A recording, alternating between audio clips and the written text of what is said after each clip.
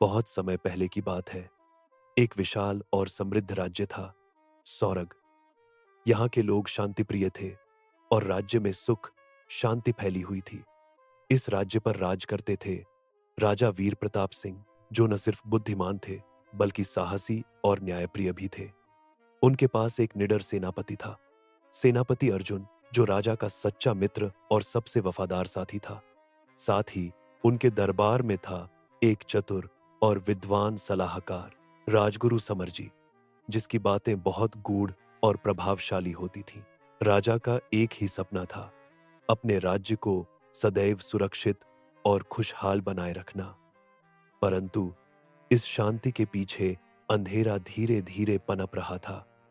राजगुरु समरजी के मन में सत्ता की लालसा थी, जिसे कोई नहीं जानता था।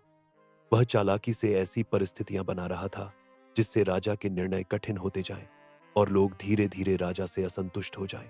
इसी दौरान राजा का बेटा राजकुमार युवराज रुद्र, जो अभी केवल 17 वर्ष का था, युद्ध, कला और शासन में पारंगत होना चाहता था। वह हमेशा अपने पिता को गौरव से देखता था और उनके जैसे बनना चाहता था, लेकिन उसकी जल्दबाजी और अनुभव की कमी कई बार उसे गलत फैसले लेने पर मजबूर कर देती थी। एक दिन दरबार में खबर आई कि राज्य के ही एक बड़े सामंत ने विद्रोह कर दिया है और सीमांत गांवों पर कब्जा कर रहा है। राजा हैरान थे। यह बगावत अंदर से आई थी, कोई बाहर से हमला नहीं हुआ था। उन्हें समझ नहीं आ रहा था कि अपने ही भरोसेमंद लोगों में कौन गद्दार हो सकता है। राजगुरु समरजी ने राजा को सलाह दी कि वह तुरंत कड़ी सज्जा दे और युद्ध की तैयारी करे। वहीं सेनापति अर्जुन ने संयम से काम लेने की बात कही कि पहले जांच होनी चाहिए, शायद मामला इतना गंभीर नहीं हो। राजा दौराहे पर खड़े थे, एक तरफ उनका सलाहकार, दूसरी तरफ सेनापति। उन्होंने अंत में दोनों की बातों का संतुलन बनाया, सीमांत पर शांति दल भेजा और अंदर से जांच शुरू करवाई।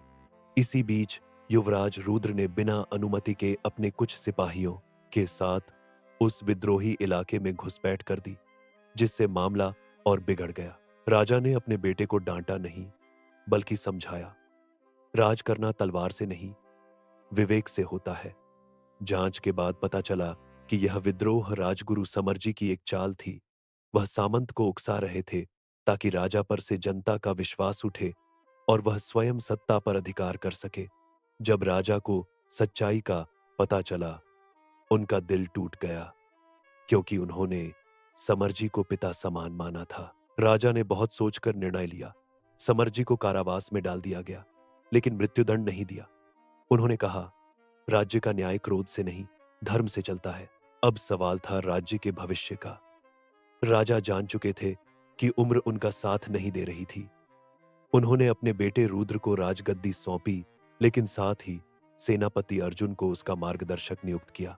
अंत में राजा वीर प्रताप सिंह ने वनवास ले लिया और जीवन का बाकी समय साधना में बिताया। उन्होंने अपने स्वार्थ और पद की लालसा को त्याग कर अपने राज्य की भलाई को प्राथमिकता दी। उनका नाम सौरग के इतिहास में प्रजापालक सम्राट के नाम से दर्ज हुआ। उनकी विरासत आज भी याद की जाती है, एक ऐसे राजा की जिसने बुद्धिमत्ता, साहस और त्याग से अपने राज्य को अंधकार से निकालकर उजाले में रखा।